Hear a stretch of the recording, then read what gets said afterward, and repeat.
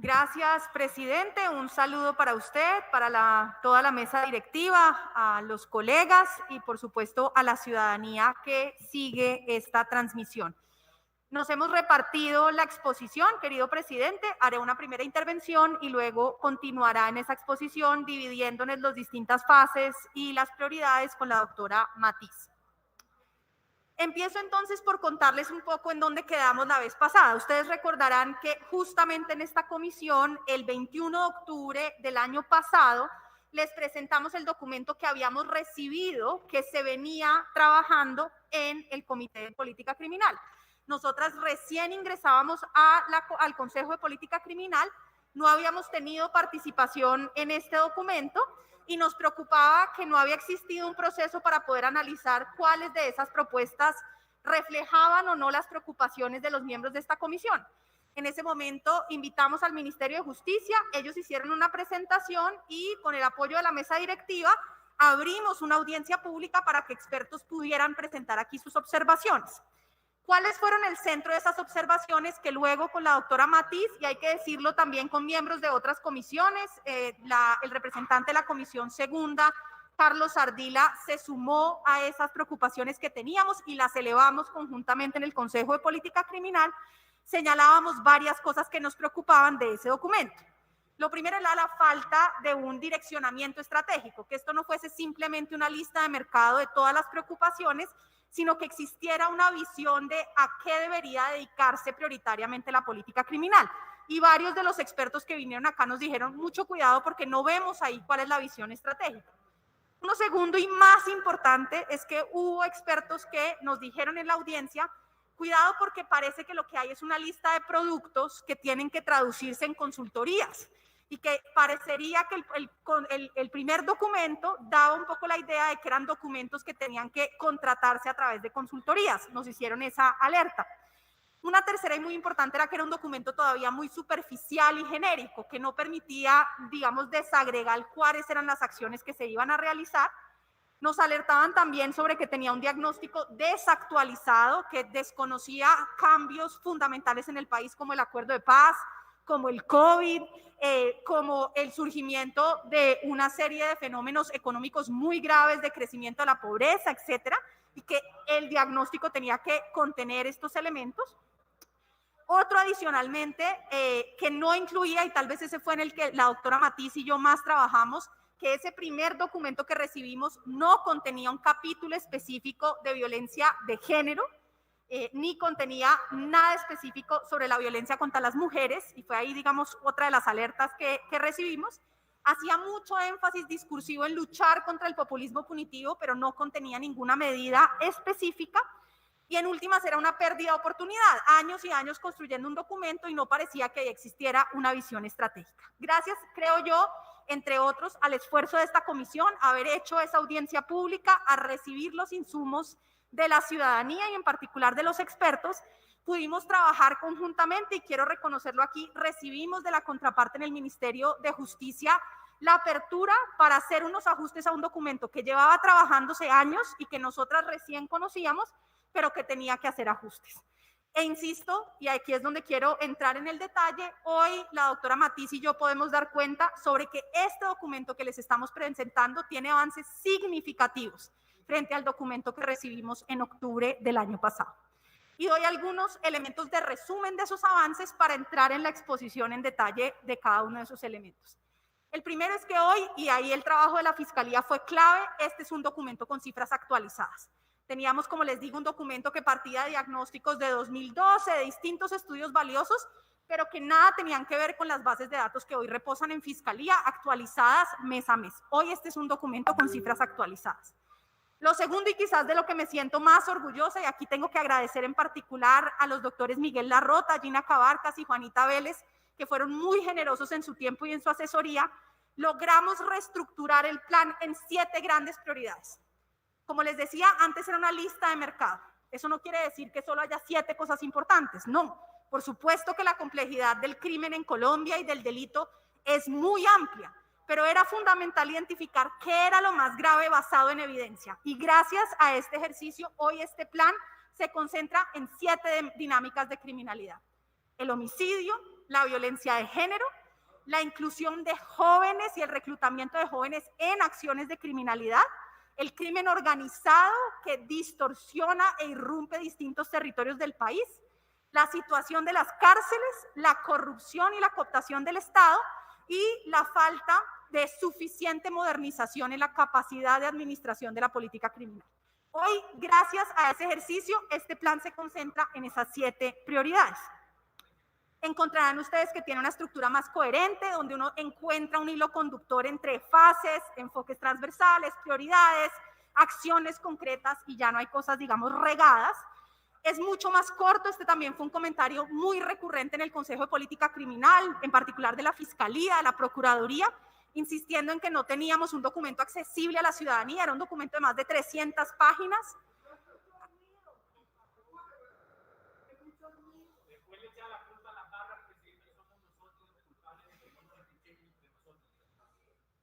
Tiene toda la razón. Yo no quisiera usar esta campanita, pero creo que nos va a tocar estarla usando cada rato con la venia de ustedes. Le ruego nos disculpe, doctora Juanita, y le solicito a los compañeros la solidaridad con quien está interviniendo. Doctora Juanita, puede seguir. Gracias, presidente, y gracias, querido doctor Méndez.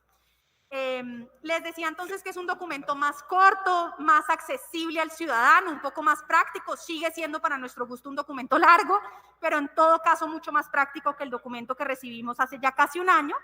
En algunos de los casos las acciones no quedaron tan específicas como quisiéramos, por eso una de las principales ideas que queremos hoy transmitirles a todos es que el trabajo que la representante Matiz y yo seguiremos haciendo, si ustedes así lo quieren, en el Consejo de Política Criminal, es de aún más importancia porque lo que sigue es el plan de acción. Y lo que queda en este plan de política criminal depende realmente en su posibilidad de operativizarse en ese plan de acción, porque aquí todavía varios de los elementos son genéricos. ¿Qué no quedó? Y digamos aquí hablo por mí en particular, que me preocupa que no haya quedado y que quiero hacérselos notar, que no quedó reflejado en ese documento y voy por cada una de las prioridades. En la prioridad de prevención del delito y reducción del homicidio, avanzamos muchísimo en que se incluyera también no solo la prevención del delito en general y del homicidio en general, sino en particular tener mucho cuidado con los homicidios cometidos por agentes del Estado. Logramos que eso se incluyera, pero no logramos incluir las medidas específicas de hacer un seguimiento a la reasignación de casos de la justicia penal militar a la justicia ordinaria. Esa estrategia específica, desafortunadamente, no fue aprobada por el comité. En la prioridad 2, sobre violencia de género y violencia contra las mujeres, habíamos sugerido que quedara un espacio, lo que se llama en contexto internacional un espacio de parada, donde ahí se recibieran todas las denuncias, se atendiera de manera concentrada sobre todo a mujeres, niños, niñas, jóvenes y adolescentes y pudiera haber equipos multidisciplinarios. Ese tampoco quedó específicamente, ni tampoco el énfasis que hacíamos en la reparación de víctimas con riesgo feminicida. En la prioridad 3, en crimen organizado, expondré ahorita más en detalle esa prioridad. Tengo que decir que es una de aquellas en las cuales, en mi opinión, logramos menos avances frente al documento original. En mucho lo que hace el plan de política criminal es repetir lo que ya se está haciendo en crimen organizado, tengo que decirlo, ahí hubo menos apertura para hacer cambios, pero sin embargo hay algunos avances pequeños. Faltó especificar las estrategias, aunque logramos decir que tiene que privilegiarse las estrategias que busquen reducir el daño, digamos, lograr garantizar que fuera mucho más específico, que haya una disuasión focalizada y la disrupción en ciertos territorios específicos, eso todavía faltó por ser priorizado. En la prioridad número 4, sobre humanizar el sistema penitenciario, no logramos que se incluyera la relación entre la cárcel como un incentivo para la delincuencia y un poco la reacción del IMPEC fue un poquito negacionista de que las cárceles no son escuelas del crimen, pero, insisto, dimos el debate y creo que fue fructífero al menos haberlo intentado. Se omitió también hacer énfasis en los fenómenos criminales dentro de las cárceles y la necesidad de ampliar la capacidad analítica de los delitos ocurridos desde cárceles. Se moduló un poco la propuesta sobre el tema de alternatividad penal, es decir, quedó que hay que hacer un uso prioritario y razonable de las penas y de las medidas alternativas, pero se eliminó la propuesta que teníamos de que se revisaran los incentivos de capturas por parte de la policía. Parte de lo que nos pasa hoy en general en temas de crimen organizado y de humanización de las cárceles es lograr que la policía no tenga simplemente un objetivo en términos de capturas porque se generan incentivos perversos. No hubo en este espacio una apertura a hacer una revisión a través del plan de política criminal de esos incentivos. En la prioridad quinta, que fue el tema de participación de jóvenes y adolescentes en actividades criminales, nosotros queríamos ir más allá, en ser enfáticos en que los jóvenes que son tratados por el sistema de responsabilidad penal adolescente se evitaran medidas de privación de la libertad. Toda la evidencia nos dice que cuando hay privación de la libertad de los adolescentes, muy fácilmente se enganchan en redes mucho más potentes y graves de criminalidad. Hay una posición un poco más tradicional de mantener el sistema como está y de no dar pasos hacia la desvinculación de jóvenes de las cárceles. En la prioridad 6, sobre modernización de la acción estatal, que es todos los temas de reforma institucional, nosotros habíamos insistido en que hubiera una apuesta mucho más explícita por la ruralidad, reconociendo la brecha de administración de justicia entre el campo y las ciudades. Desafortunadamente el comité tomó la decisión de que fuera en todo el territorio nacional, sin un énfasis específico en ruralidad, y se eliminaron varias de las acciones que teníamos encaminadas hacia ser mucho más específicos con la priorización y la selección de la acción penal, que es un poco el realismo de que no es posible perseguir a todos y toda la criminalidad, sino que hay que ser estratégicos. Allí, en mi opinión, hay uno de los retos más grandes hacia adelante en el próximo plan de política criminal, en ser mucho más serios, en reconocer la selectividad y la priorización en la persecución penal. Y finalmente, en la prioridad 7, en la lucha contra la captura del Estado y la corrupción, nosotros queríamos que quedara focalizado territorialmente, según la evidencia. Tampoco en este caso.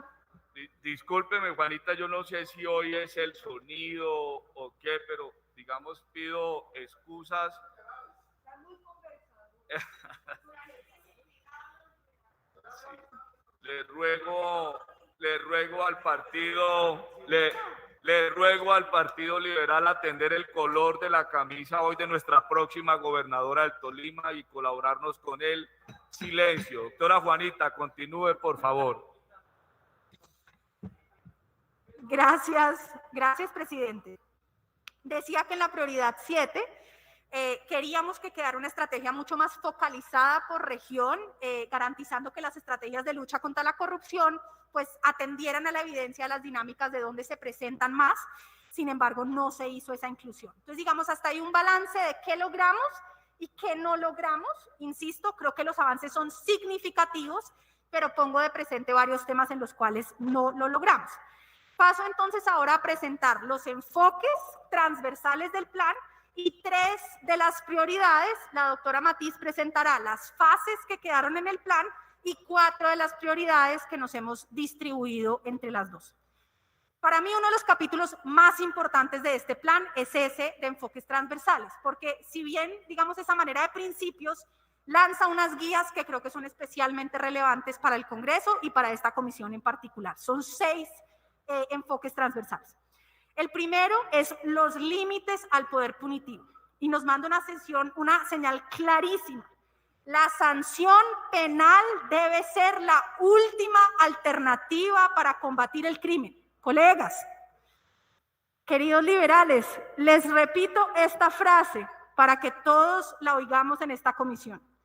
El nuevo plan de política criminal nos dice que la sanción penal debe ser la última alternativa para combatir el crimen. Esto es muy importante para que el Congreso entienda realmente los efectos de combatir el populismo punitivo. El segundo es que tiene un enfoque territorial. Entiende que hay que reconocer y comprender las diferencias locales de criminalidad y que no es cierto que en todos los distintos territorios se cometan los mismos crímenes, que la decisión de en dónde hacemos énfasis, qué es lo que a qué deberíamos dedicar la mayor cantidad de nuestros esfuerzos de investigación técnica, judicial, de capacidad de presencia de fiscales, de jueces, no debería ser una ecuación lineal, simplemente de distribución territorial, sino que tiene que responder a los distintos fenómenos de criminalidad en cada territorio. Tercero, tiene un enfoque diferencial. Como les decía, uno de los grandes triunfos es que ahora hay un capítulo específico de lucha contra la violencia de género y contra las violencias contra distintos grupos LGBTI, sino que además establece que se reconocen y atienden las múltiples condiciones de distintos sectores y entiende que la criminalidad afecta a distintos sectores poblacionales y que a ello debe responder la política criminal. Cuarto, y esto es también nuevamente muy importante, establece que hay que hacer una acción focalizada en contra del crimen organizado como una medida fundamental para la construcción de paz. Este es el primer momento en el cual se reconoce explícitamente dentro del plan que la lucha contra el crimen organizado que atenta contra la implementación del acuerdo de paz es fundamental para la política criminal. El quinto es el fortalecimiento de la legitimidad del Estado y de la confianza en las instituciones públicas. Nos dimos mucho esa pelea con la doctora Matiz en el comité. Había un poco esta visión un poquito negacionista de que no pasa nada internamente, toda la acción del Estado es legítima. Y claro, se presume la legitimidad, pero cuando hay acciones, bien por corrupción o bien por violaciones a derechos humanos de parte de los propios agentes del Estado, se erosiona la legitimidad del Estado. Y entonces, en consecuencia, se es menos efectivo en luchar contra la criminalidad. Ese es un enfoque transversal fundamental. No se menciona, sin embargo, como queríamos, el deber de priorizar las acciones concretas de violaciones a los derechos humanos cometidas por agentes del Estado, pero sí, en todo caso, una referencia general al fortalecimiento de la legitimidad del Estado y de la confianza en las instituciones para que la política criminal sea eficaz. Y finalmente se incluyó un enfoque restaurativo que reconoce que la finalidad de la acción penal tiene que ser también reconstruir el tejido social, que no basta simplemente con un enfoque retributivo, sino que recomponer las relaciones, tratar de sanar esas relaciones debe estar en el centro de las acciones de política criminal. Hasta ahí entonces los enfoques transversales. Como les decía, paso a contarles de 3 de las prioridades y la doctora Matiz les contará de otras 4 prioridades. La primera a la que haré referencia es la prevención y reducción del homicidio. Hay un reconocimiento de que no todos los tipos de delitos violentos son igualmente graves, que debemos concentrarnos en la reducción del homicidio como una de las principales causas de violencia y de generación de miedo. Vivir en ese sentido sin miedo, poder vivir en sociedad sin miedo es uno de los objetivos principales de este plan de política criminal. Algunos de los objetivos, no voy a ser completamente exhaustiva, ustedes tienen el documento, pero reviso algunos de los objetivos. Uno muy importante, caracterizar la incidencia del homicidio en cada territorio. A hoy, Colombia sigue sin tener lucha contra el homicidio focalizada territorialmente y entendiendo las distintas dinámicas de homicidio a nivel regional. Aquí hay una orden concreta de caracterizar esa incidencia en cada territorio.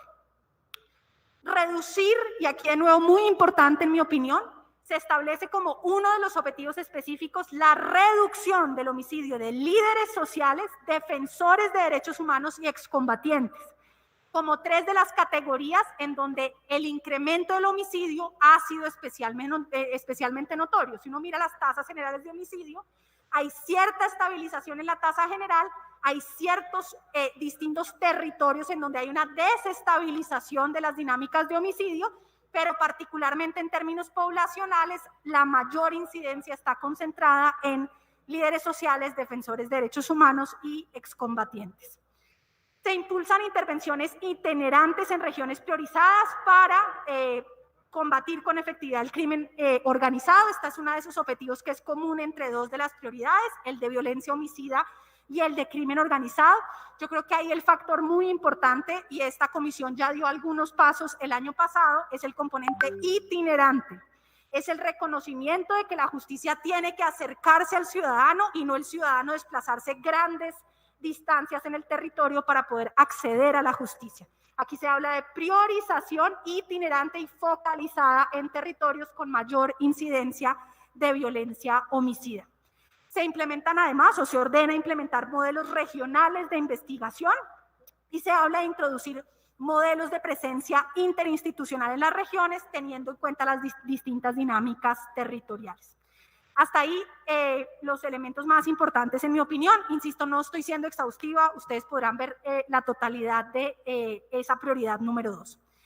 En segundo lugar, me referiré a la prioridad 2 sobre la violencia de género, que se llama visibilizar, prevenir y perseguir decididamente la violencia basada en género, reconociendo el daño desproporcionado en mujeres, personas con orientación sexual e identidad de género diversa y niños, niñas, jóvenes y adolescentes. En esta ambas, la doctora Matiz y yo haremos referencia. El primer objetivo que está establecido es, digamos, con violencia basada en género, es prevenir y visibilizar estos crímenes. Se habla de fortalecer liderazgos ciudadanos regionales y construir rutas de acompañamiento, promover interacción entre poblaciones de interés y las instituciones, fortalecer los instrumentos de registro, fortalecer los procesos de formación en violencias basadas en género.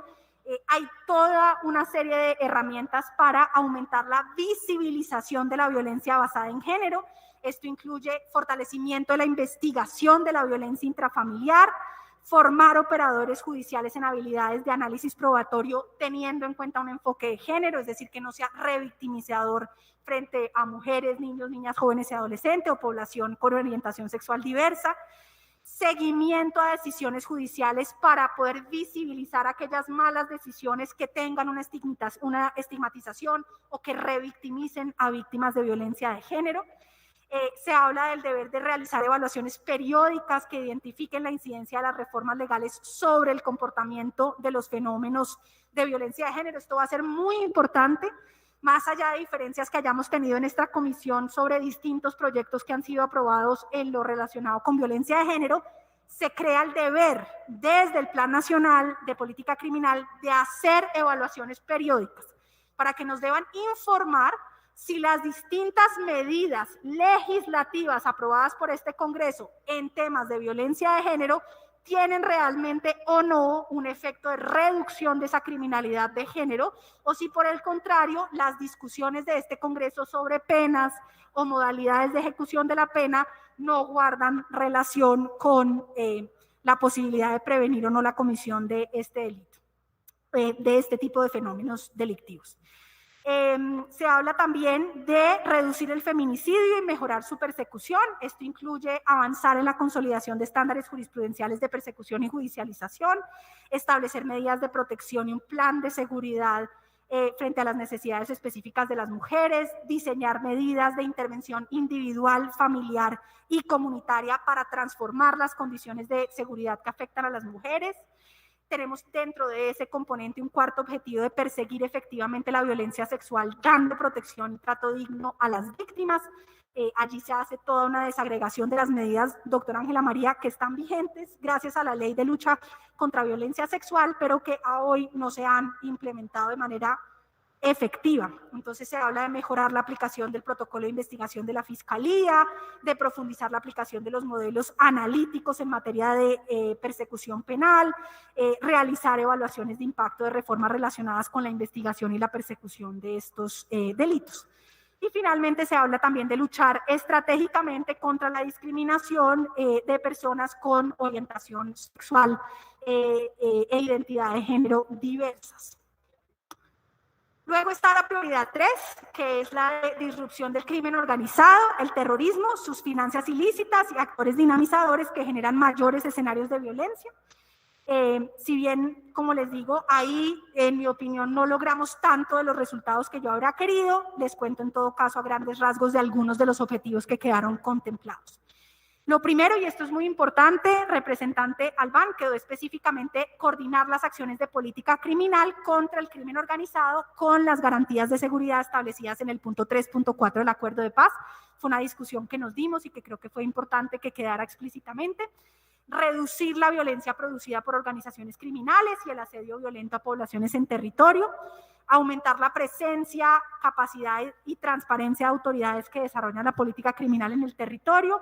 Aumentar la efectividad en la persecución de los eslabones más fuertes de la cadena criminal. Esto de nuevo es una señal general, pero si la aplicamos en serio, tiene implicaciones de política criminal. Y la repito, aumentar la efectividad de la persecución en los eslabones más fuertes de la cadena. no tiene sentido y la evidencia nos ha dicho que pretender perseguir toda la cadena nos hace dispersar esfuerzos. El plan está trazando una visión. Concéntrese en los eslabones más duros, es decir, los que más ingresos generan, los que más poder tienen de controlar toda la red criminal. Ir detrás simplemente del raponero o del que directamente hace la acción difícilmente me permite desarticular la estructura de crimen organizado. Adoptar e implementar medidas para la persecución efectiva de esos eslabones más fuertes, particularmente en temas de narcotráfico, extracción ilícita de minerales, contrabandos, delitos relacionados. Diseñar e implementar salidas alternativas al ejercicio de la acción penal para población vulnerable. Aplicar estrategias de disrupción para impactar las finanzas. Acá hay una tarea pendiente para esta comisión, que es el desarrollo del Código de Lucha contra la Lavada de Activos, que hay toda una suerte de medidas legislativas que están allí pendientes, incluso desde el acuerdo de paz, y que aquí se reitera que la política criminal debe concentrarse en la lucha contra el lavado de activos, que es ahí donde hay capacidad de desarticular estos grupos de crimen organizado, y mantener una caracterización permanente de los diferentes fenómenos delincuenciales ligados a la criminalidad organizada para que podamos hacer política criminal basada en evidencia. Termino entonces con la última prioridad a la que haré referencia yo para poder darle paso a mi colega, la representante Matiz, que es la lucha contra la captura del Estado y la corrupción. Allí tenemos 4 objetivos específicos que quedaron trazados en el plan: ampliar la capacidad anticipatoria por vía de la detección temprana de riesgos, superando un enfoque meramente reactivo de la política criminal, promover espacios que incentiven la cultura de la legalidad, adoptar metodologías especializadas y multidisciplinarias. En gran medida la lucha contra la corrupción tiene que ver con tener capacidad de investigación técnica, judicial, de muy alto nivel y sofisticación en términos de cruces de datos, de peritos contables. Eso supone fortalecer esas capacidades investigativas y allí queda contemplado. Y finalmente, incentivar modelos de colaboración eficaz que permitan obtener mayor evidencia para sancionar a, de nuevo, los principales miembros de organizaciones criminales que infiltran y capturan el Estado. Hasta ahí, colegas y presidente, una primera parte de la exposición del Plan Nacional de Política Criminal. Como les digo, creo que realmente hay unos avances significativos frente al documento que recibimos en octubre. Por supuesto que hay mucho por hacer. Este es el primer plan de política criminal del país que por fin cumple con el deber legal de tener un plan de política criminal. Yo espero que eso que se nos ha vuelto simplemente un estribillo, y es que este Congreso no puede ser populista, no puede, digamos, dedicarse a hacer política con las penas, sino que realmente tiene que ser efectivo en la lucha contra la criminalidad, tenga muy en cuenta estos elementos que están en el plan de política criminal y que creo constituyen un avance. Le doy entonces la palabra, si usted lo tiene a bien, presidente, a la representante Matiz para que continúe con la exposición. Muchas